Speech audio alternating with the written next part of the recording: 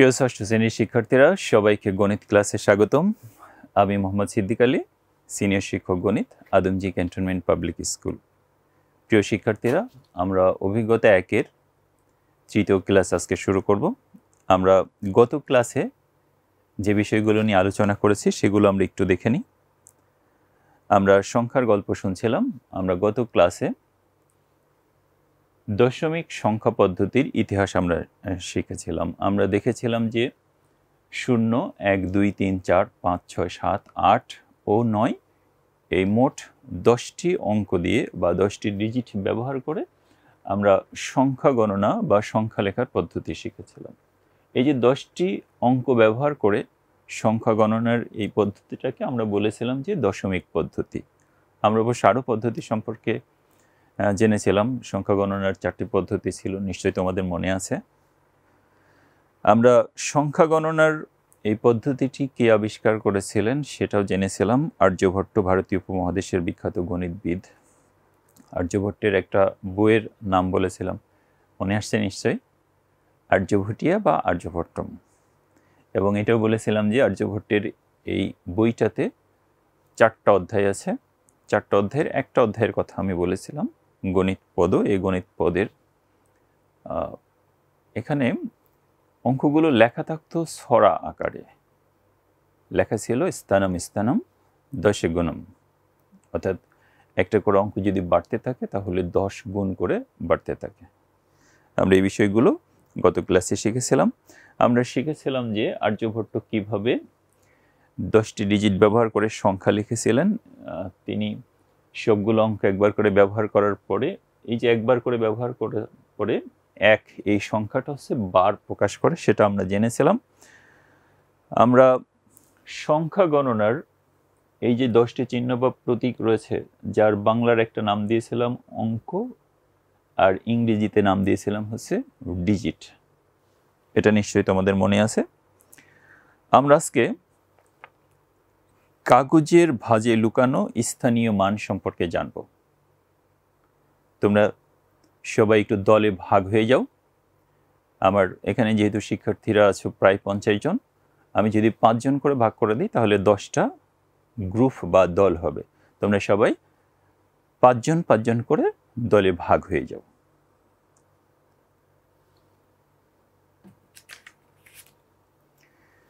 দলে ভাগ হয়ে যাওয়ার পরে আমার কাছে A4 সাইজের একটা কাগজ ছিল। আমি সেই কাগজটাকে সমান 4 ভাগে এভাবে ভাগ করে নিয়েছি। আমি প্রত্যেক ভাগকে একটা করে কাগজ দেব। তোমরা এই কাগজগুলো নেবে এবং কাগজগুলো নিয়ে আমি ঠিক যেভাবে ভাঁজ করি এভাবে ভাঁজ করে কাগজের ভাঁজে কিভাবে স্থানীয় মান লুকানো থাকে সেটা আমরা আজকে শিখব। সবাই দলে ভাগ হয়ে গিয়েছো? ঠিক আছে।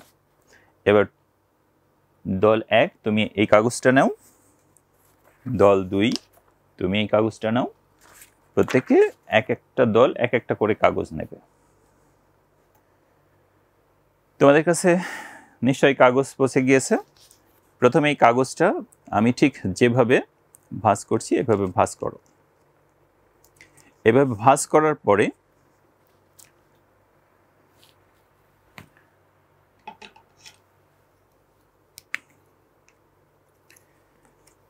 এই ভাঁজে আমি 70 লিখব।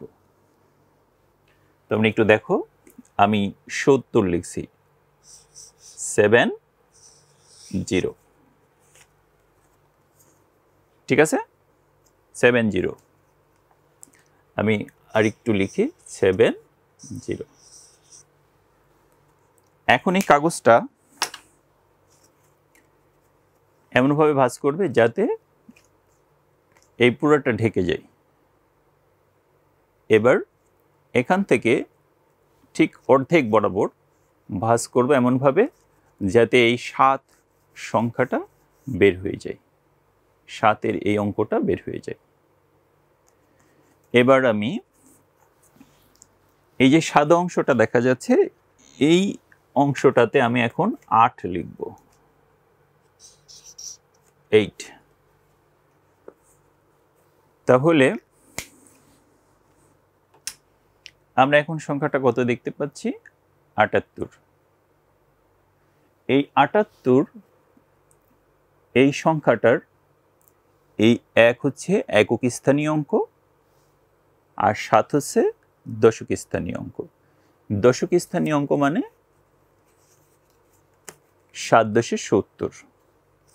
আমরা যদি এভাবে ধরি তাহলে এটা ৭৮, আর ৮ হচ্ছে একক স্থানীয় অঙ্ক।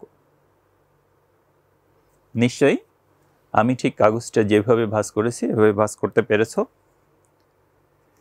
তাহলে এই ৭-এর স্থানীয় মান হচ্ছে ৭০, আর এই ৮-এর স্থানীয় মান হচ্ছে ৮ একক ৮, আর ৭-এর স্থানীয় মান হচ্ছে ৭ দশক মানে ৭০।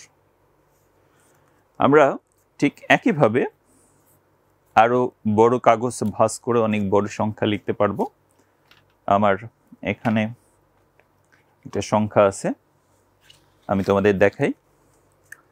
দেখো, আমি এখানে যে সংখ্যাটা দেখতে পাচ্ছি এটা কত? ৭০।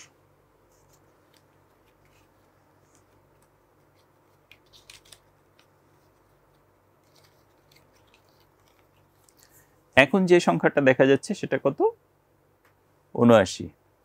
বলো তো এই ৭-এর স্থানীয় মান কত আর ৯-এর স্থানীয় মান কত? হ্যাঁ, ৭-এর স্থানীয় মান হচ্ছে ৭০ এবং ৯-এর স্থানীয় মান হচ্ছে ৯ একক। ৭-এর স্থানীয় মান ছিল ৭০ আর ৯-এর স্থানীয় মান ৯ একক। কাজে আমাদের এই সংখ্যাটা হচ্ছে ৭০ আর ৯ ৭৯। এখন আমরা যদি এইভাবে ধরি তাহলে আমরা কত সংখ্যাটা দেখতে পাচ্ছি? আমরা দেখতে পাচ্ছি এটা ৭৯৫। তাহলে এখানে ৫-এর স্থানীয় মান কত?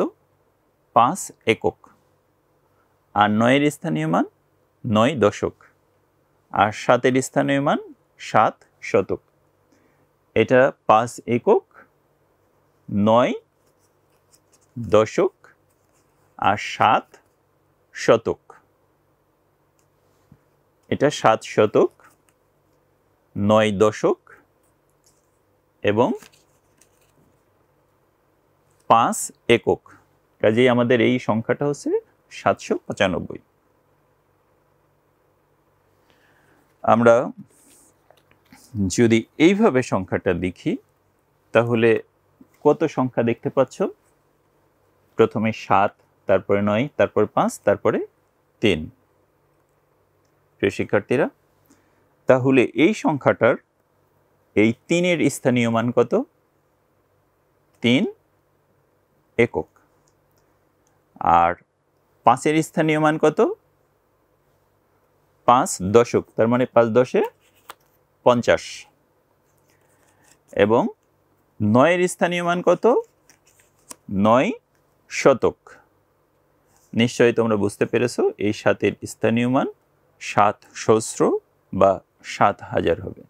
তো আমরা এভাবে কাগজের ভাঁজে স্থানীয় মান লুকিয়ে কোন অঙ্কের স্থানীয় মান কত সেটা বের করতে পারবো।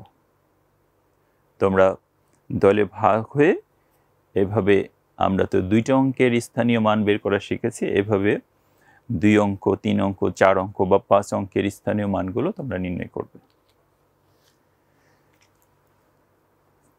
প্রিয় শিক্ষার্থীরা, আমরা এখন দেশীয় রীতিতে কিভাবে সংখ্যা গণনা করতে হয় সেই পদ্ধতি সম্পর্কে একটু জেনে নেব।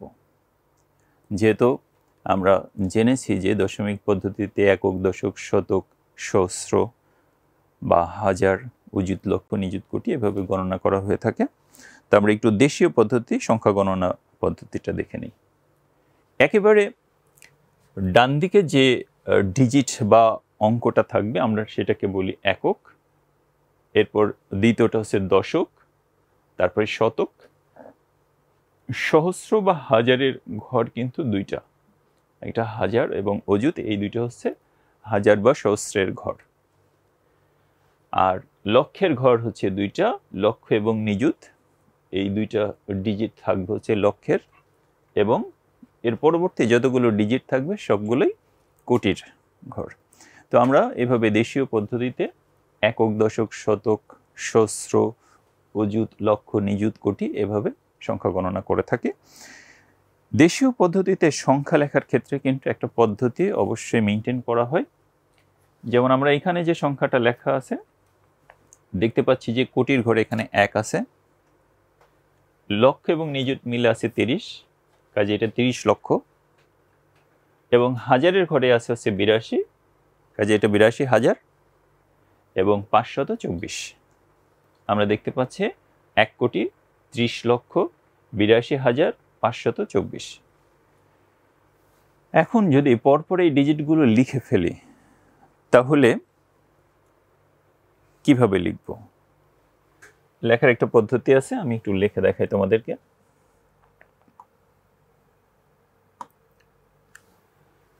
আমি যদি এই সংখ্যাটা ঠিক এভাবে লিখি 1 3 0 8 2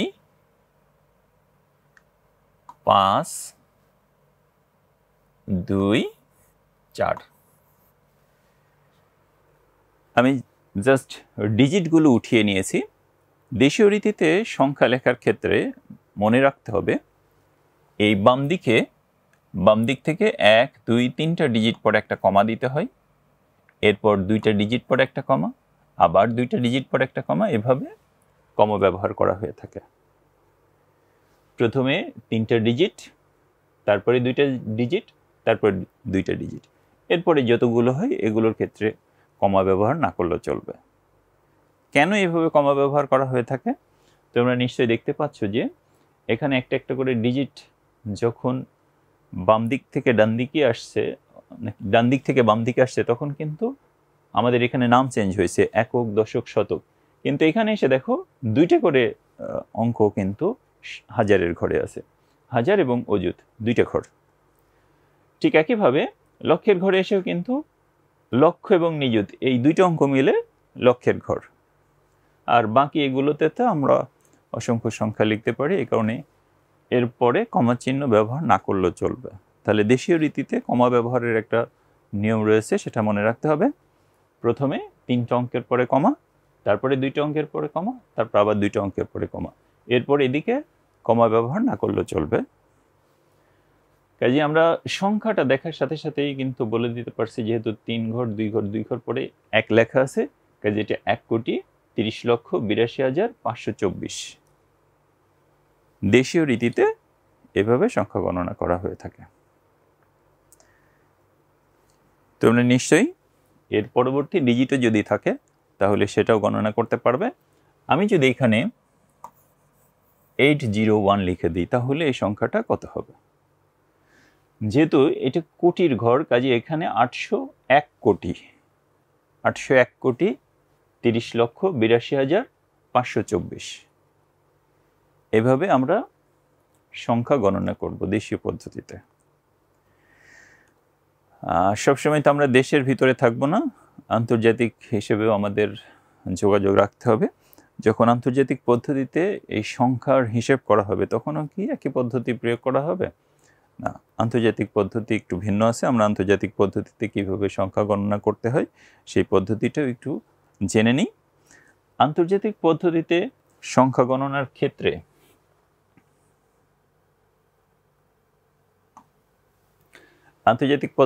সংখ্যা গণনার ক্ষেত্রে আমাদের এখানে একক, দশক, শতক, হাজার এই পর্যন্ত যা আছে সেম টু সেম থেকে যাবে। এরপরে বাকি 1 2 3টা ডিজিট কিন্তু মিলিয়নের, অর্থাৎ এই 3টা অঙ্ক হবে হচ্ছে মিলিয়নের। পরবর্তী 3টা অঙ্ক হবে হচ্ছে বিলিয়নের। এর পরের অঙ্কগুলো হচ্ছে ট্রিলিয়নের। এর থেকেও বড় সংখ্যা থাকতে পারে, সেগুলো গণনারও পদ্ধতি রয়েছে। তো আমরা এভাবে মিলিয়ন বিলিয়ন কিভাবে হিসেব করতে হয় সেটা একটু দেখে নিই। আমাদের এখানে অনেক বড় একটা সংখ্যা লেখা আছে, তোমরা দেখতে পাচ্ছ যে এই বিলিয়নের ঘরে লেখা আছে 244,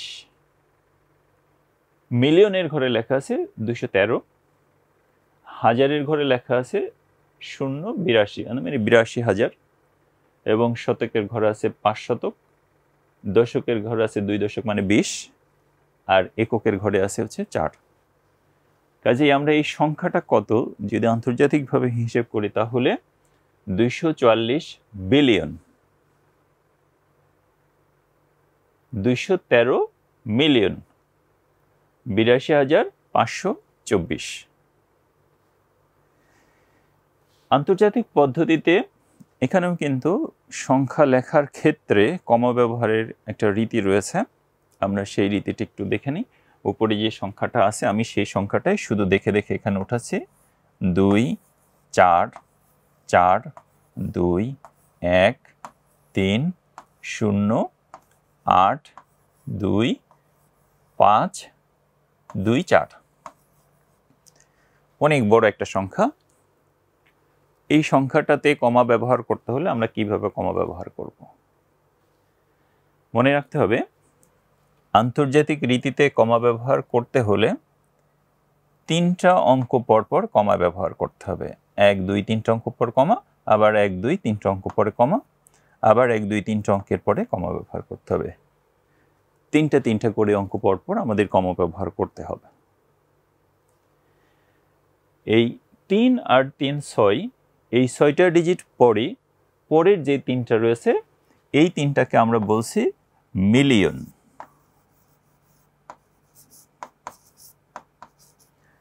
এবং পরের এই 3টাকে আমরা বলছি বিলিয়ন।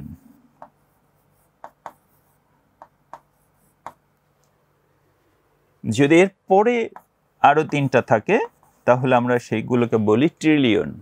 তো আমাদের ট্রিলিয়নেরও হিসাব আছে, আমরা ট্রিলিয়নের হিসাব করতে পারি।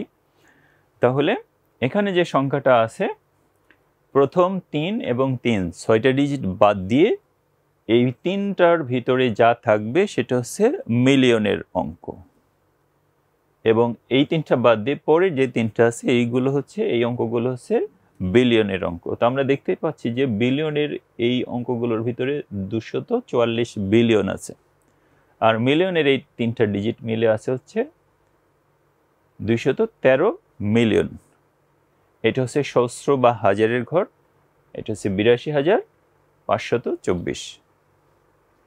আমরা আন্তর্জাতিক পদ্ধতিতে কিভাবে কমা ব্যবহার করতে হয়, দেশীয় পদ্ধতিতে কিভাবে কমা ব্যবহার করতে হয় সেটা দেখলাম। এখন আমরা এই দুইটা পদ্ধতির একটা সংমিশ্রণ দেখতে চাই। দুইটা পদ্ধতির যদি সংমিশ্রণ দেখতে হয় তাহলে আমাদের এই চার্টটা একটু খেয়াল করতে হবে। আমরা চার্টটা একটু ভালো করে খেয়াল করি। এখানে দুইটা পদ্ধতিই আছে। আমাদের একক, দশক, শতক, হাজার, অযুত, লক্ষ, নিযুত, কোটি এগুলোও আছে। যেমন এই হাজার অযুত মিলে হাজারের ঘর, সেটা নিশ্চয় মনে আছে। লক্ষ নিযুত মিলে লক্ষের ঘর, এরপরে বাকিগুলো সব কোটির ঘর। মিলিয়ন বিলিয়নের ক্ষেত্রে আমরা প্রথম 3 আর 3 6টা বাদ দিয়ে বাকি যে 3টা সেটা হচ্ছে মিলিয়নের ঘর, আর পরেরগুলো হচ্ছে বিলিয়নের ঘর। এখন নিচে ডিজিটগুলো লেখা আছে 3 4 7 8 1 9, যে ডিজিটগুলো লেখা আছে এই ডিজিটগুলো যদি আমরা এখানে লিখি বা এই ঘরগুলোতে লিখি তাহলে কিভাবে লিখব?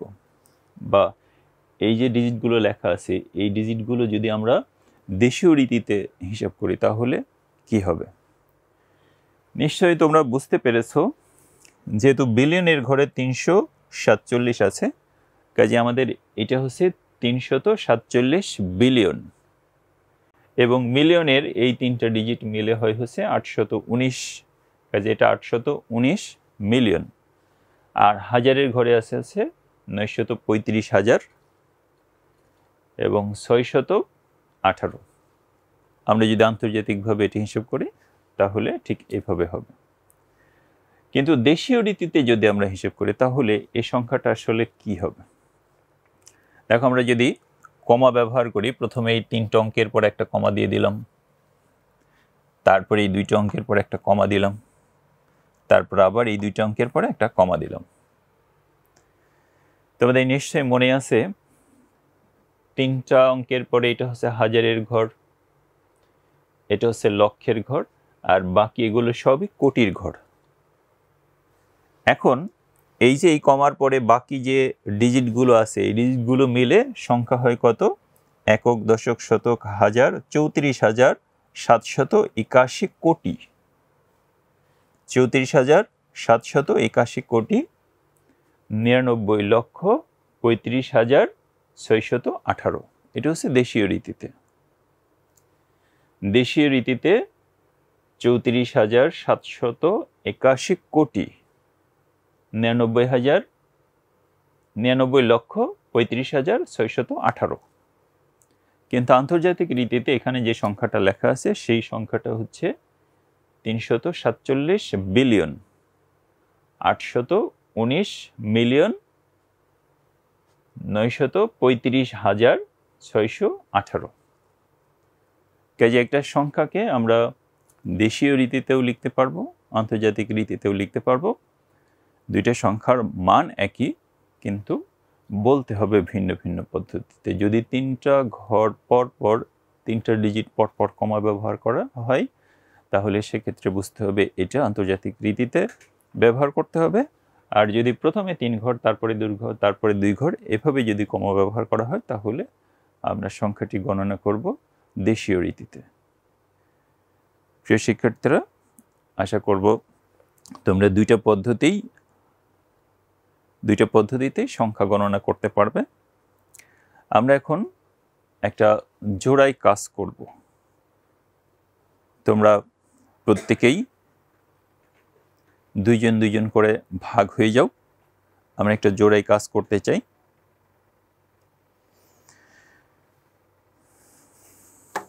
আমার কাছে কিছু সংখ্যা রয়েছে, তোমরাও এরকম 18টি অথবা 16টি কাগজের টুকরা করে নাও। আমার কাছে এখানে কাগজের টুকরা আছে 16টি। 1 2 3 4 5 6 7 8 9 10 11 12 13 14 15 16 17টি আছে। তো আমরা একটা বাদ দিয়ে দিতে পারবো, কোনো সমস্যা নেই। প্রত্যেকের জোড়ায় ভাগ হয়ে গিয়েছে তো না?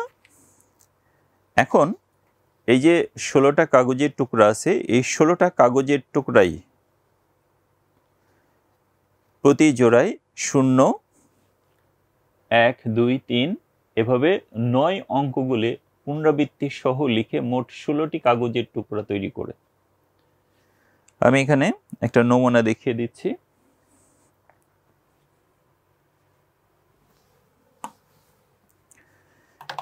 এরকম দেখো, এখানে 0 আছে, এখানেও 0 আছে, তার মানে 0 কিন্তু পুনরাবৃত্তি হয়েছে।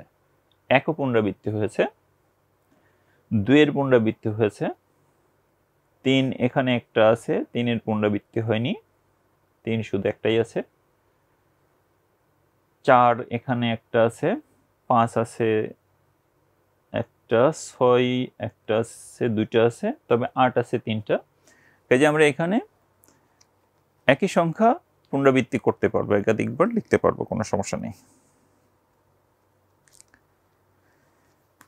তো তোমরা নিশ্চয়ই এই কাগজের টুকরাগুলোতে আমার মতো সংখ্যা লিখে ফেলেছো। যেমন আমি এখানে 2 3, আবার 2 আছে, এটা 4 1 3 4, এটাতে 7 আছে। এভাবে বিভিন্ন সংখ্যা আমি লিখে ফেলেছি। এটা আবার 7 9 8, এভাবে এখানে যেরকম ডিজিটগুলো লেখা হয়েছে তোমরা এই সংখ্যাগুলো লিখে ফেলো। আমি এবার নিয়ম ঘোষণা করব কিভাবে আমাদের এই জোড়াই কাজটা সম্পন্ন হবে। এবার প্রতি জোড়ায় তৈরি করা 16টি টুকরা থেকে তোমরা না দেখে লটারির মাধ্যমে 8টি কাগজের টুকরা নাও। আমি যেরকম এখানে 1 2 3 4 5 6 7 8, এই 8টি কাগজের টুকরা নিয়েছি। তোমরা ঠিক এভাবে কাগজের টুকরাগুলো নিয়ে নাও। এই কাগজের টুকরাগুলো 8টা ডিজিট আছে, কিন্তু এখানে এই 8টা ডিজিট ব্যবহার করার পর এই যে 8টি কাগজের টুকরা পেয়েছি, লটারির মাধ্যমে যে কাগজের টুকরাগুলো পেয়েছি, এইগুলো সাজিয়ে সর্বোচ্চ এবং সর্বনিম্ন সংখ্যা তৈরি করতে হবে। যেহেতু তোমরা দুইজন দুইজন করে বসেছ, যে সর্বোচ্চ সংখ্যা তৈরি করতে পারবে সে পাবে 1 পয়েন্ট, আর যে তা অপেক্ষা কম সংখ্যা বা কম মান সম্পন্ন সংখ্যা তৈরি করতে পারবে সে পাবে 0 পয়েন্ট। এটা হচ্ছে আমাদের খেলার পয়েন্ট। জোড়ার দুইজনের সর্বোচ্চ দুইটি সংখ্যার মধ্যে যার সংখ্যাটি বৃহত্তর হবে সে পাবে 1 পয়েন্ট, আর অন্যজন পাবে 0 পয়েন্ট। এবার জোড়ায় সর্বনিম্ন সংখ্যা যে তৈরি করতে পারবে সে পাবে 1 পয়েন্ট, আর যে সর্বনিম্ন সংখ্যা তৈরি করতে পারবে না সে পাবে 0 পয়েন্ট। এভাবে আমরা বারবার এই 8টা করে ডিজিট উঠাবো, সর্বোচ্চ সংখ্যা লিখব, সর্বনিম্ন সংখ্যা লিখব। সর্বোচ্চ সংখ্যা যে পাবে সে পাবে 1 পয়েন্ট, আবার পরবর্তীতে যে সর্বনিম্ন সংখ্যা তৈরি করতে পারবে সে পাবে 1 পয়েন্ট। এভাবে টোটাল পয়েন্ট হিসেব করার পরে যার পয়েন্ট বেশি হবে সে হবে জয়ী, আর যার পয়েন্ট কম হবে সে হবে বিজয়ী। যার পয়েন্ট বেশি হবে সে হবে বিজয়ী, আর যার পয়েন্ট কম হবে সে হেরে যাবে। আর পয়েন্ট যদি সমান হয়ে যায় তাহলে আমাদের এই খেলাটা ড্র হয়ে যাবে। প্রিয় শিক্ষার্থীরা, আমরা আজকে এই খেলার মাধ্যমেই ক্লাসটা শেষ করব। আমরা পরবর্তী ক্লাসে এই স্থানীয় মান নিয়ে আরও কিছু অনুশীলনের অঙ্ক করব। ততদিন তোমরা ভালো থেকো, সুস্থ থেকো। আল্লাহ হাফেজ।